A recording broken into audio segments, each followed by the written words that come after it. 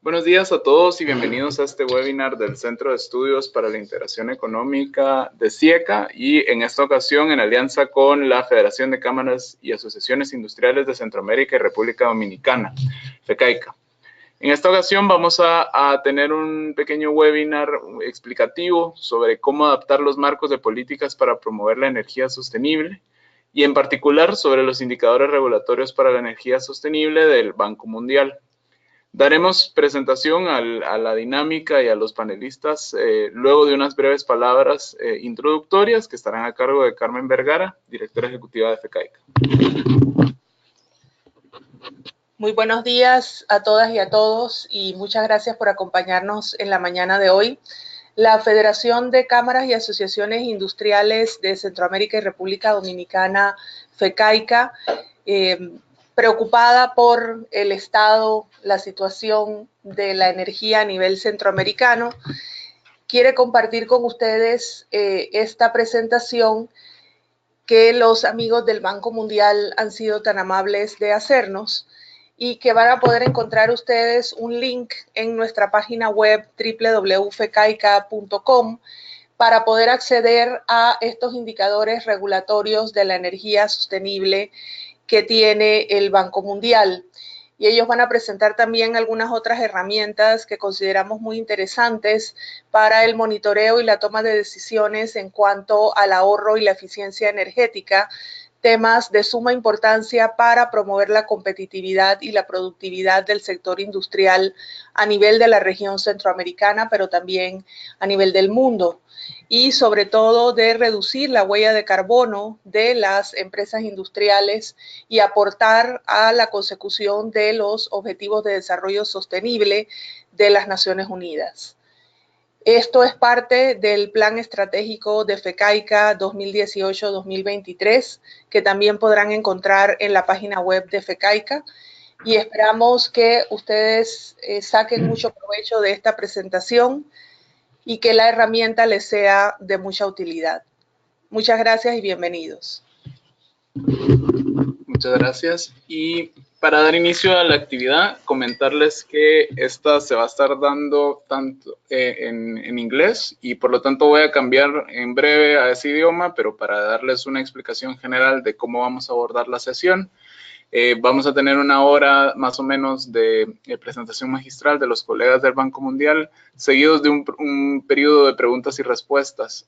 Para esto puede utilizar el panel de GoToWebinar a su costado derecho y hacernos llegar sus preguntas durante toda la sesión o al final, y yo me voy a encargar de trasladarlas o traducirlas, así que las puede formular en cualquier idioma que les sea más cómodo.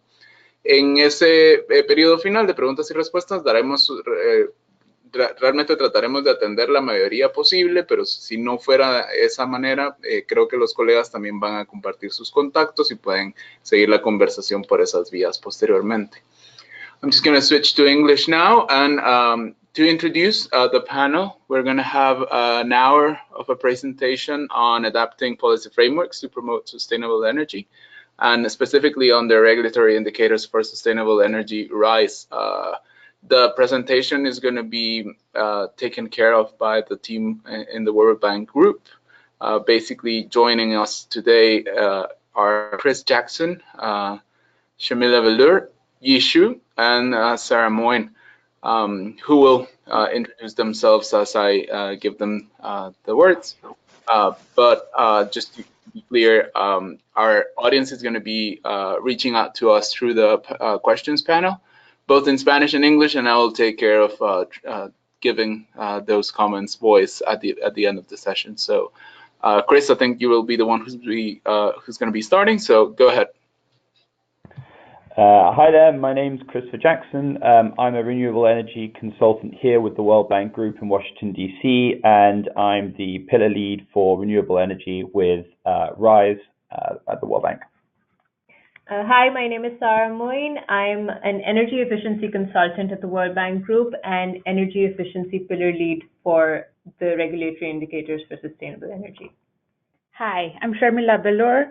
I'm also an energy consultant. I lead the cross-cutting and clean cooking pillars for the RISE team at the World Bank. Over to you. Hi, everybody. My name is Ishu, and I'm the Energy Access Consultant at the World Bank, and I'm also a lead consultant on Energy Access Pillar. Chris, you can start. Sure, thank you. Firstly, thank you everybody for taking the time today to come and listen to this presentation. We're going to talk you firstly a little bit through what RISE is, how it works, and what it is that we're actually looking at. I'll then cover off some details about the renewable energy pillar. We'll then hand over to Sarah Moin, who will discuss the energy efficiency pillar. Then colleague Yi Shu will talk about energy access. And then Sharmila Bellur will finish off with a review of cross-cutting and other issues, including what's new with the latest version of the RISE publication that will be coming out in November this year. So if we can begin. So what is RISE? RISE is a tool by the World Bank Group that was first piloted in 2014. The idea behind the RISE project is to try and help policymakers and individuals involved in policy, including businesses and social activist groups, a chance to see what policies exist globally that try and facilitate and create an enabling framework for renewable energy, energy access, and energy efficiency. In the latest edition, there's also going to be a pilot on clean cooking, which Sharmila will talk about a little bit later in this presentation. The particular data that we're going to be talking about today came out from our version of the report that was released in February 2017. There will be a new version of the report coming out in 2018, and the number of countries that we are examining will expand from 111 countries to 133. It will also include a number of additional Central American economies that weren't previously included in this pilot. For the 2017 version, there are 3 countries from CIECA that we cover. That includes Nicaragua, Guatemala, and Honduras. So apologies for countries not included on that. I believe most of them are being picked up in the latest version. And so the more detail on those countries, we'll have to wait until the results come out in November 2018. So if we go to the next slide, the background behind RISE really was the World Bank Group in partnership with various other multilateral agencies and global policymakers wanted to try and help provide some understanding and guidance about what makes for a constructive policy framework for countries that are trying to promote renewable energy, energy efficiency, and energy access goals and objectives at a domestic and at an international level. We're not so much trying to focus on things that are outside the control of policymakers. We're really looking at specific policies that they can implement themselves. And really the idea is to try and help identify those supporting policies that will allow countries to be able to reach the level of investments that they need to achieve those goals that they've set themselves. And as you can see from the slide above, the challenge is significant and growing. Another report that the team here worked on together with a number of others was the World Bank, IRENA, and IEA report called Tracking SDG 7, which is a higher level report that goes to the UN looking at progress on renewable energy, energy efficiency, and energy access goals worldwide. And the world continues to lag in this area. So the case for RISE and the use of RISE has never been stronger as we see it. So what is RISE itself? RISE really is an attempt to try and score the performance of various countries based on a wide variety of questions. These questions are then grouped into a range of sub-indicators, and then those sub-indicators are taken into a number of indicators. Those then provide scores for 3 pillars. Those 3 pillars include renewable energy, energy efficiency, and energy access. And those 3 pillar scores combined provide an overall country score. So as we go through the individual sections of the presentation, we'll provide you with the pillar scores, and we'll talk a little bit about some of the indicators and sub-indicators as well. For much more detailed information than we're going to go through in this presentation, the website is a great resource. Sharmila will talk a little bit about that and some of the new ideas later, but I just wanted to flag that now in case that was a question that one of you might want to ask later. So in terms of scoring, we've used a very simple traffic light system. countries that are scoring within the green zone, we would suggest that countries that are starting to show signs of best practice in terms of creating an enabling framework to support renewable energy, energy efficiency, or energy access. Countries in the yellow zone are making progress towards that goal, but are not there yet. And countries in the red zone are showing very little signs of progress towards building an enabling framework. Sorry, we've just frozen for some reason. Okay, sorry. So then just to explain the indicators in a little bit more detail, I'm not going to read each one of them individually out, but with regards to energy access, we're looking, broadly speaking, at 8 pillars. For renewable energy, we're looking at 7 pillars, and for energy efficiency, we're looking at 12 pillars. And again, some of these are sort of relatively simple. So for renewable energy, is there a legal framework in place to support renewable energy in the country? For energy access, is there a policy that supports standalone systems in the country? But sometimes it can be even more detailed. So then energy efficiency under minimum energy performance standards, for example, there are questions regarding whether there are performance standards on fridges and various other household appliances, all of which my colleagues might touch on a little bit more later, and we can address in questions if you have them later. So if we now actually turn to the scores themselves and we take a little look at how the Latin American and Caribbean region performs according to our RISE framework, we broadly suggest that as a region, the Latin American Caribbean region outperforms the global average when it comes to building an enabling framework across these 3 core areas, supporting renewable energy, supporting energy access, and supporting energy efficiency. Nicaragua is the best performer of the 3 countries that we mentioned, followed by Guatemala and Honduras.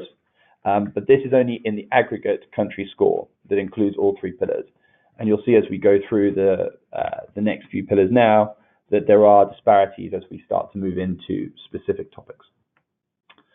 So if we look within renewable energy itself, and we take a high-level view, what we've tried to do here is we've tried to provide a contrast between who is the best performing region, which is Europe and Central Asia, and the worst performing region, which is Sub-Saharan Africa.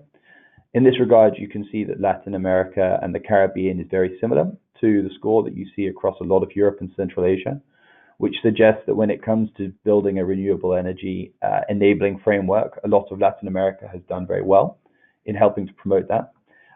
There are not so many standout exceptional countries within Latin America and the Caribbean. Only about 15% make it into that category, but there are a number of countries that are performing reasonably well and that are on track to move towards the sort of targets that we think or we believe will help to promote a greater investment climate for renewable energy.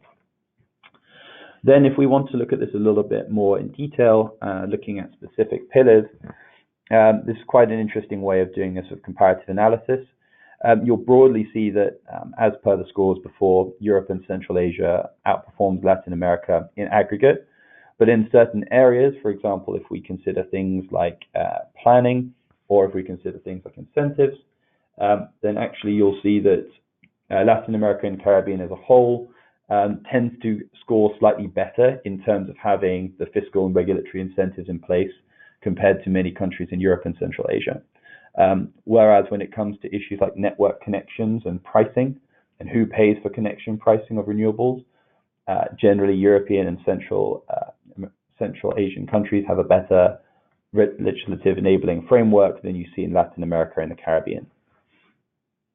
But to actually make this a little bit more specific, if you want to look at the next slide, we're now showing the specific renewable energy scores for the Latin America and Caribbean region.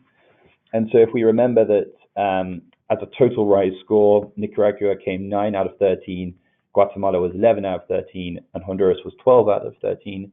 When we actually look at their renewable energy scores, we see that the countries actually perform significantly better. So Guatemala is actually the 5th best country in the Latin America Caribbean region for an enabling renewable energy framework. Nicaragua is 7th out of 13, and Honduras is 11th out of 13, which demonstrates that at least with regards to renewable energy, that all 3 of these economies actually have a much better enabling framework than they do with regards to their broader RISE clean energy score. I'm going to leave it there for now, and I'm going to hand it over to my colleague, Moin, who's going to take over and discuss energy efficiency with you. Great. Thank you, Chris. So as Chris mentioned earlier on, we want to give you a sense of how Latin America and the Caribbean fares in different RISE indicators as compared to other regions, particularly ones that fare a little better and ones that lag behind. So if we look at the figure on the right-hand side, we can see that Europe and Central Asia has the most countries in the yellow zone for energy efficiency, as compared to both Sub-Saharan Africa and Latin America and the Caribbean. It also has the most number of countries in the green zone out of the 3 regions under consideration, meaning that on most indicators, which we'll dive a little deeper into the next slide, the average scores are more than 67, again, meaning that those countries are well on their way to achieve their set out targets. However, Latin America is behind in terms of the number of countries in the green zone. The green zone overall stands at 8%, while 54% are in the yellow zone, making them sort of middle performers. It has some countries that lie in the red zone again, which shows that there is room for improvement to achieve certain efficiency goals and targets. On the other hand, we can see that Sub-Saharan Africa as a region has very low average scores for almost all indicators, and hence it has the highest percentage of countries in the red zone, surpassing those in Latin America. So as was mentioned before, energy efficiency is measured using 12 indicators that broadly span planning, institutions, financial incentives and tariff mechanisms, performance standards, and building energy codes. We have about 33 or 34 questions in total, so the energy efficiency pillar overall has a lot of detail that goes into it. Now, of course, I don't think we have enough time to cover the level of detail, but if you go to the RISE website, which is a great resource, and go to a specific country page, you can actually see the level of detail that goes into each pillar. So just to give you an overview, as you can see, there is significant scope for improvement in energy efficiency policies in Latin America and the Caribbean, especially compared to Europe and Central Asia on certain indicators. Again, Sub-Saharan Africa as a region has very low average scores for almost all indicators, barring the 2 concerned with high-level targets and entities and the 2 utility-mediated indicators. The absence of low scores in Europe and Central Asia reveal that there's a high institutional capacity of the countries in the region, a number of which are in the course of complying with the EU's Energy Efficiency Directive. In Latin America and the Caribbean's case, some examples of good practice institutions, policies and mechanisms to promote energy efficiency are prevalent. Some countries in the region are encouraging consumers to use electricity more efficiently and are establishing basic structures to promote energy efficiency.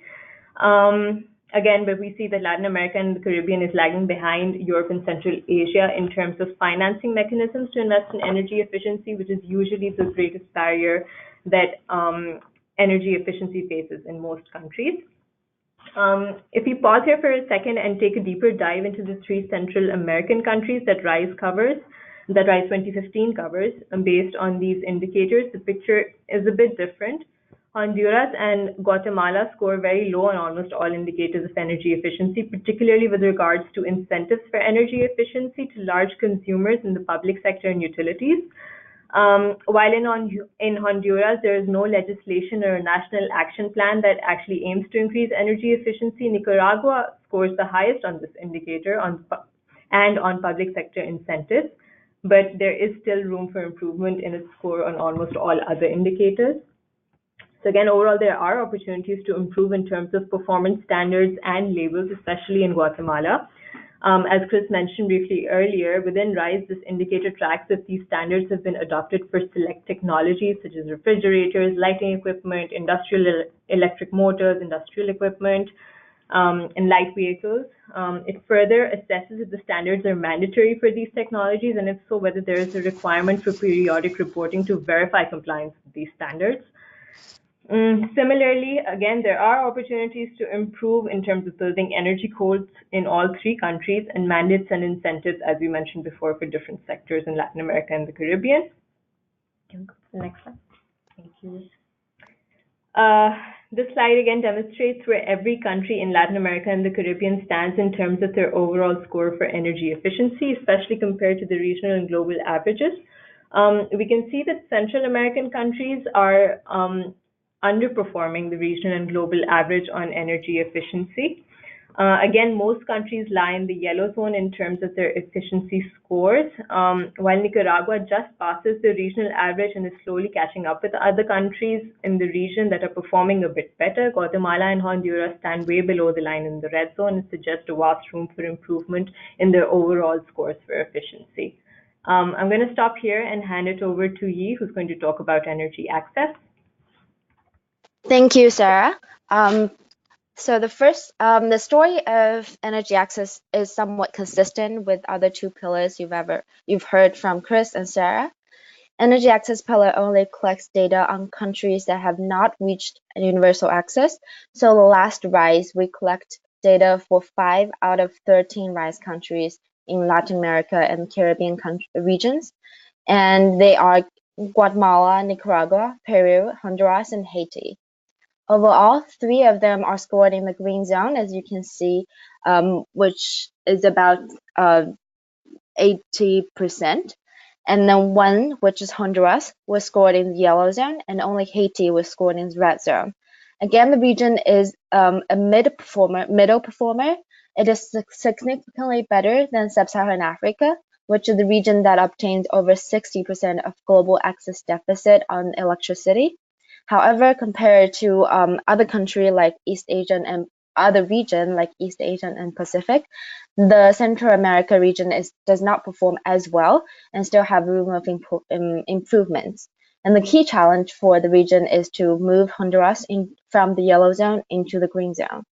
Next slide, please. Now to the indicator level.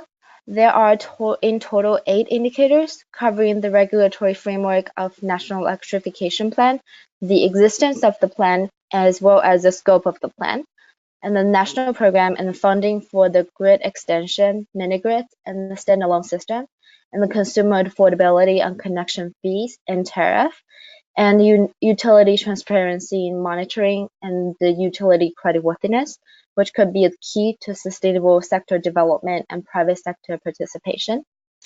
On the specific indicator, as you can see, it is encouraging that other than Haiti, 4 other LAC countries not only have officially approved and updated electrification plan, the scope of the plan is inclusive, which sets service level targets and also include both grid and off-grid solutions. Moreover, RISE finds the region's policy framework on affordability stands out among all other access deficit regions, such as Sub-Saharan Africa and East Asia Pacific. However, compared to the better performer, the East Asia Pacific region, challenge remains in the policy regulatory framework on the utilities. So most utilities in these 5 LAC countries haven't established mechanisms for information disclosure, information auditing, reliability monitoring. Due to the lack of the publicly available information, only 2 countries, Guatemala and Peru, have data to measure utility creditworthiness. This could block the potential opportunities to private sector financing, which is a key to accelerate electrification progress. Next slide, please. On the country level, Central America has some of the highest energy access score in the world. Just give you a range of the score for energy access. The lowest score around the world is 3 in Somalia, and the highest was 84 in India. And Guatemala and Nicaragua, as you can see, were the high scores in the region as they have established comprehensive policy framework, and both of them have officially approved national plans that are publicly available and updated in the last 5 years. In particular, Nicaragua has established a legal framework for the off-grid solutions, providing financial incentives for the investors, which means they allow the operators to charge the cost-reflective tariff and establish the dedicated national programs to support the solar home systems. It is recognized globally that having established framework for all technologies, including mini-grids and solar home systems, would enable the acceleration of the electrification progress. And in addition, in most countries without universal access, unaffordability is one of the key challenges, and enabling low-income residents to obtain access can be critical to both economic and social development. And Guatemala and Nicaragua are performing very well in this case as they ensure consumer affordability of electricity through supporting mechanisms such as cross-subsidization and lifeline tariff. This is another reason why they stand out among all 5 countries. Honduras, in comparison, did not perform very well and was scored in the yellow zone. In specific, the country's electrification plan was conducted 13 years ago in 2005, which could have been outdated. It also has an established framework that supports mini-grids and solar home system development in the country. Its rise score in 2015 was reflected in the most recent household survey conducted by the World Bank, the Multi-Tier Framework Program, in 2017. It's another product that Sharmila will introduce later in the presentation. The 2017 MTF, the Multi-Tier Framework Program, shows that the Honduras electrification situation is not as good, as 70% of the population in the country doesn't have access to electricity, and only 4.5% of the population obtain electricity via off-grid solution. And just give you a comparison, countries like Cambodia, the off-grid solution electrifies 18% of population, and in Ethiopia, the number is 13%. And to summarize, on top of existing policy framework, improving utility performance and supporting development of all forms of technology, such as solar home system and mini-grids, could further accelerate electrification in the region, which is the case in Guatemala and Nicaragua. And that will help reach the SDG 7 target of the universal access by 2030. Now I will hand over to Sharmila to introduce the RISE 2018. Thank you very much, E. Moving on to what we can expect from RISE 2018. A couple of things to quickly flag for the audience here. So the focus of RISE would be to see the policy developments and regulations since 2016, because this is the second global edition of RISE. And another thing that we would also want to look at in the RISE 2018 edition is to see how the various indicators of energy access, renewable energy, and energy efficiency interact with each other, and how all of these make for an enabling policy world. Just in terms of real changes that we're seeing in the latest edition is the addition of new countries. As Chris had already mentioned, we're moving from 111 countries to 133 countries. And some of the notable additions from the Latin American Caribbean region are El Salvador, Costa Rica, Panama, Paraguay, and Uruguay. And also, we're introducing what is called the timestamps. The idea behind timestamps is to not only know whether or not a policy or regulation exists in a country, it's to also know since when they've been in existence, so that we can also get a sense of what is the path that regulations within the realm of energy efficiency, renewable energy, and energy access takes, which is what kind of policies come first and what kind of policies they're followed by. The third thing, and which is a major change from RISE 2016 to RISE 2018, is the introduction of a clean cooking pilot for a collection of 12 countries. From the Latin American Caribbean region, we have Haiti and Guatemala, which is included in this pilot. And the clean cooking pilot introduces 4 indicators and 12 sub-indicators covering planning, strategies to create awareness, standards and labeling for clean cooking and technologies, and other incentives and attributes of such incentives. So the idea is the notion of the notion of universal access to energy includes not just electrification, but also clean cooking. And in many of the Latin American regions, use of wood for cooking is a major health hazard. So we want to bring within the realm of access not just electrification, but also clean cooking, which could become a big problem for the Latin American Caribbean region going forward.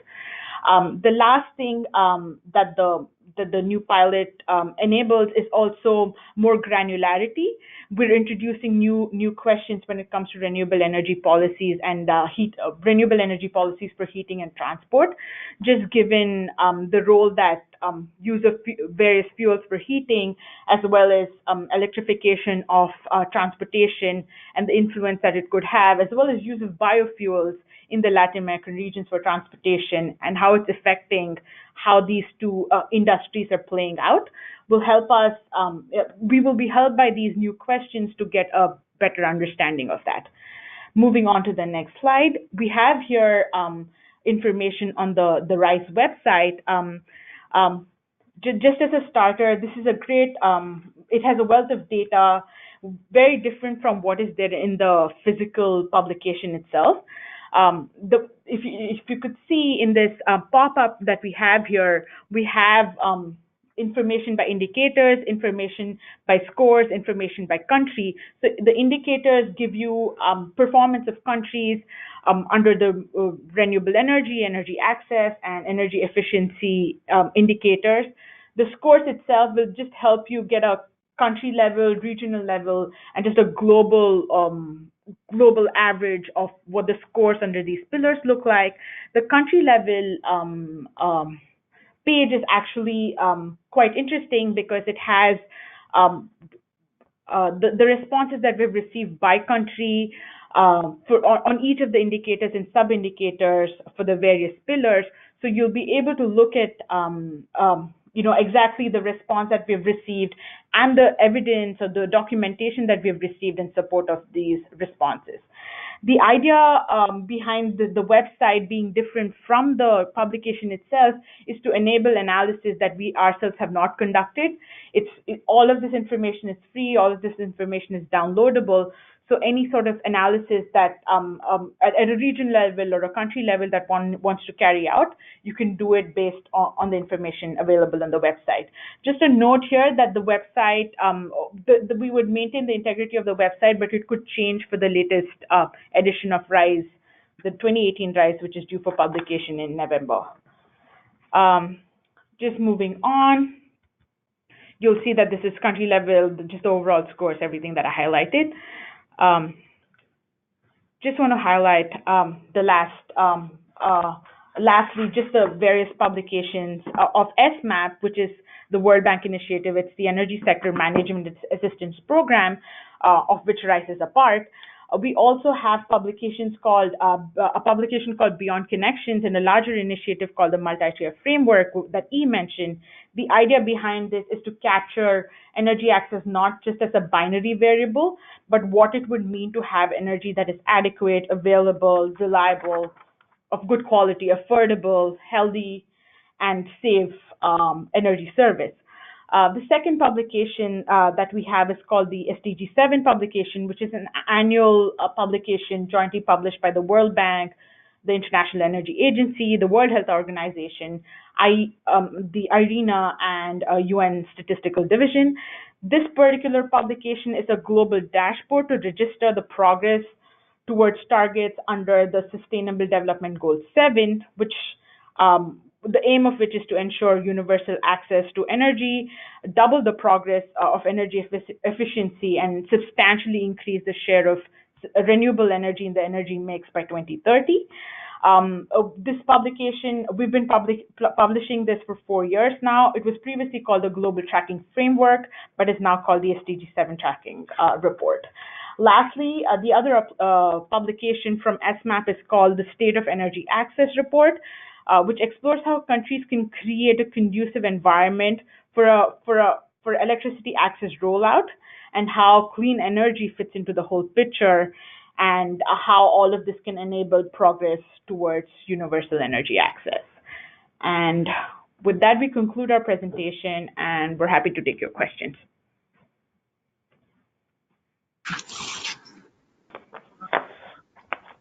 Thanks, everyone. just want to start this session by inviting everyone again to send their questions and comments through the GoToWebinar panel.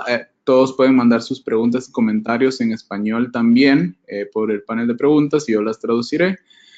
The first question that everyone always asks is whether they can get access to this presentation afterwards. And as a matter of fact, we're recording the session, so we'll make it available later to the people that attended it in particular.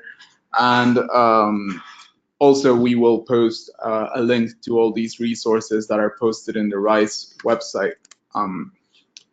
One of the first questions here by Jorge is that is whether the inclusion of the remaining countries in Central America was done at a later stage due to an issue with the available information, or I think he's inquiring mostly about the fact that it is often difficult to get reliable statistics on these sort of issues.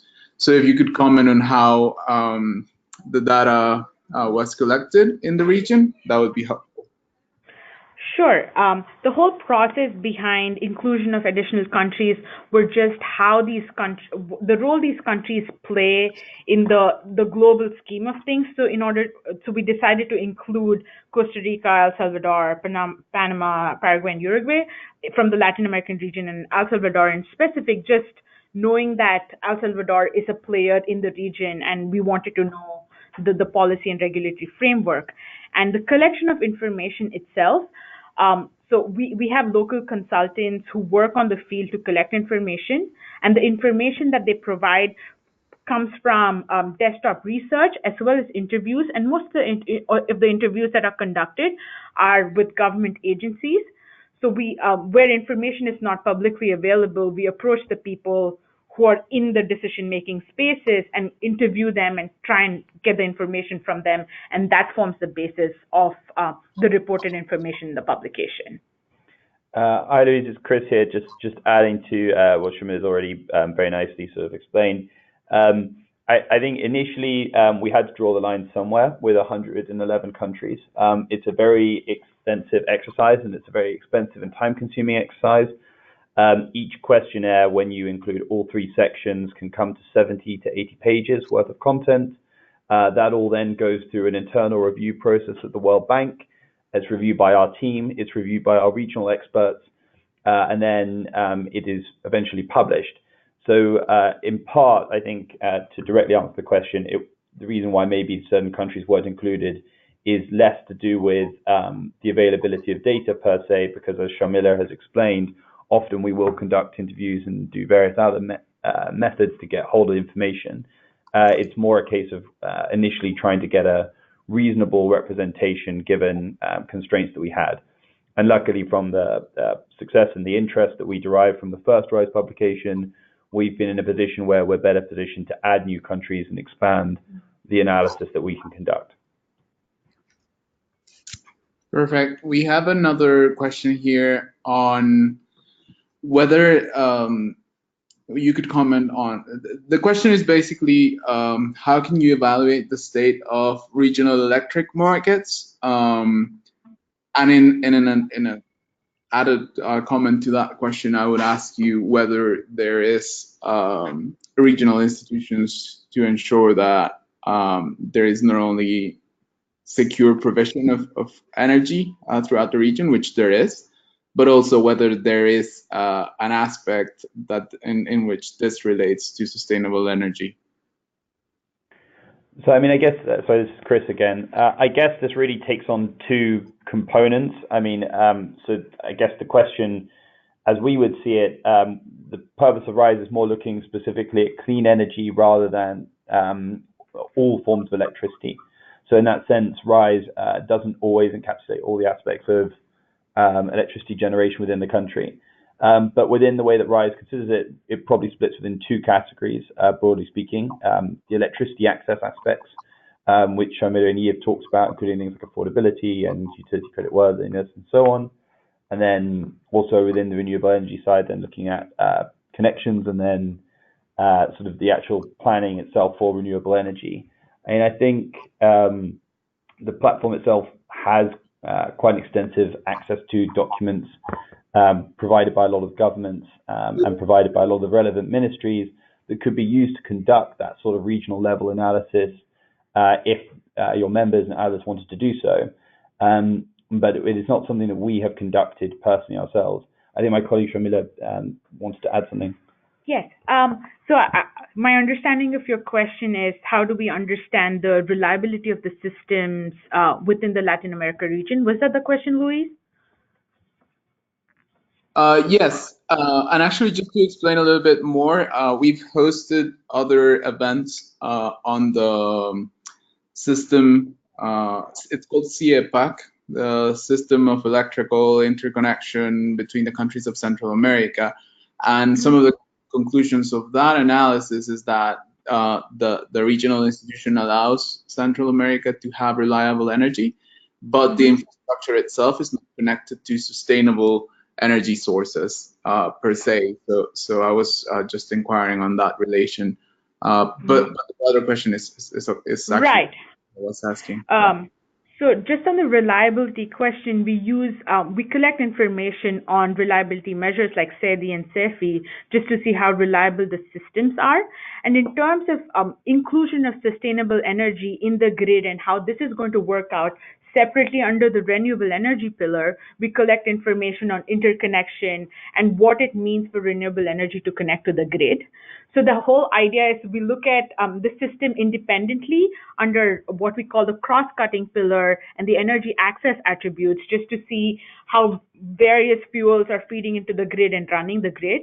And separately, when renewable energy takes over and maybe in the future becomes a larger part of the grid, how that particular system will play out, we capture it separately under renewable energy.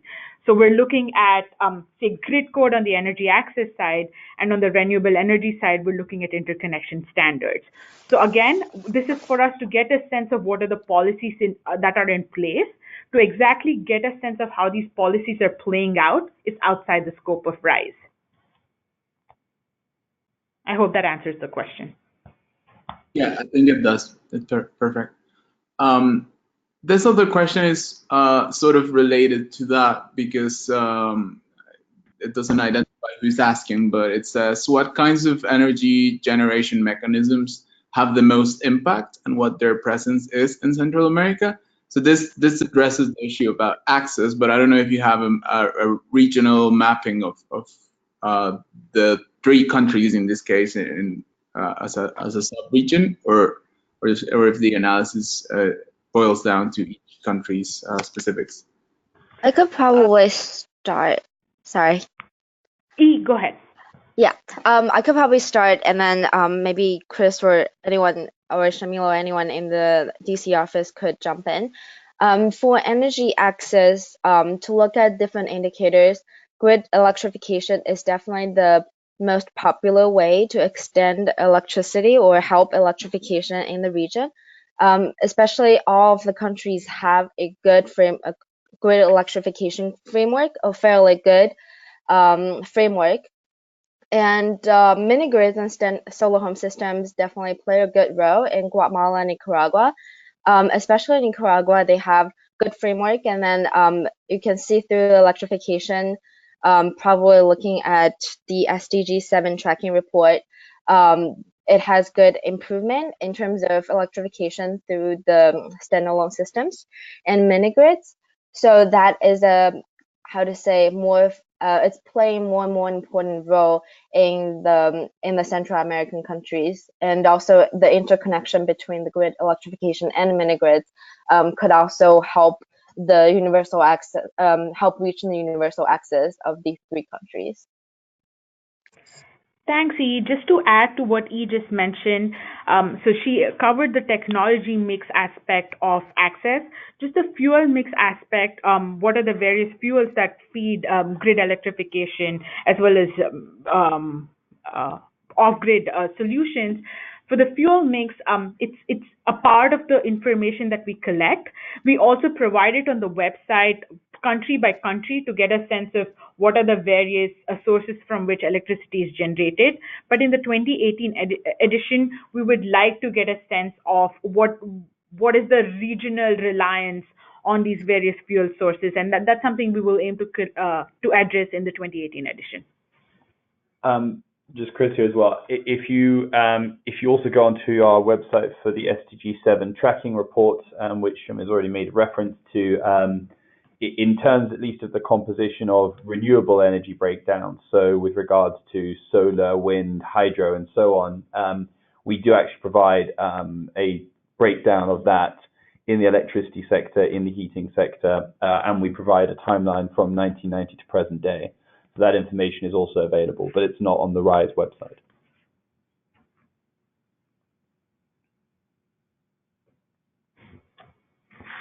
Luis? Yes, here's another question more on the prospect of the RISE project. It says, I mean, it's basically assuming that this is purported as an exercise to offer details and indicators to allow each country's policymakers to decide on whether there are some gaps that they need to fill. But is there any effort in particular by the World Bank to reach out to specific places or countries and to address these sort of gaps that everyone can identify now with the use of RISE?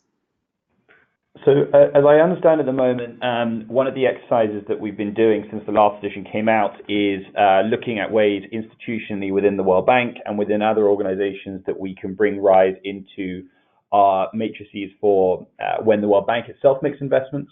So how it assesses a country before it goes in and operates, but also how it assesses the outcomes of projects.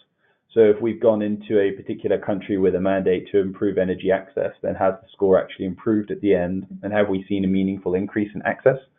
There are also a number of NGOs that have started working with us that are starting to use this as a tracking report, and a number of companies have sort of expressed interest in trying to think how they can use this to inform some of their decision making when it comes towards investments. So my colleague Sharmila also got some comment there. Yes, just a solid example of a World Bank investment is actually its investment in energy efficiency efforts in India. So the Energy Efficiency Services Limited company in India, which drives the energy efficiency efforts, was looking at how air conditioning would play out for India's energy demand, and we're looking to bring in energy efficiency measures. So a large part of the World Bank's investment loan to India, as well as its technical assistance, is to support greater efficiency when it comes to the space of air conditioning in India. And a lot of the results that come out of RISE support the fact that India is lacking when it comes to energy efficiency for heating and cooling.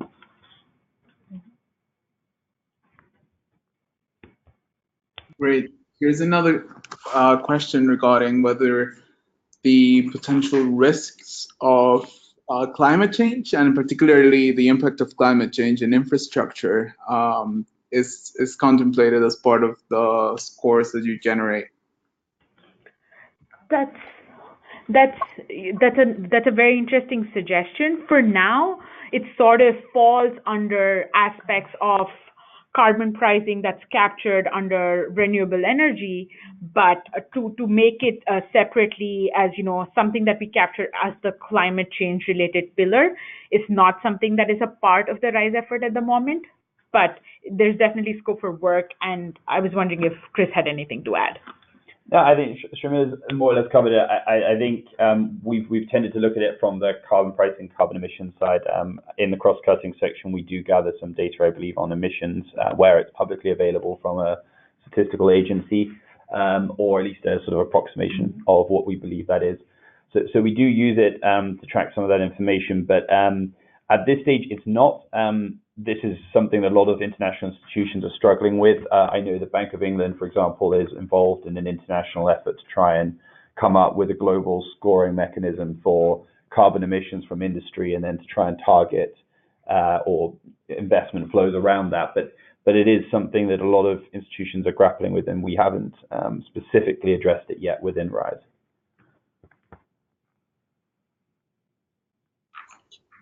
Perfect. I think we've actually don't have any more questions at the moment, so I just wanted to give you an opportunity to perhaps make some final remarks, if you think that's good, or if not, maybe just single out one key takeaway that you would leave Central Americans listening to us at this moment.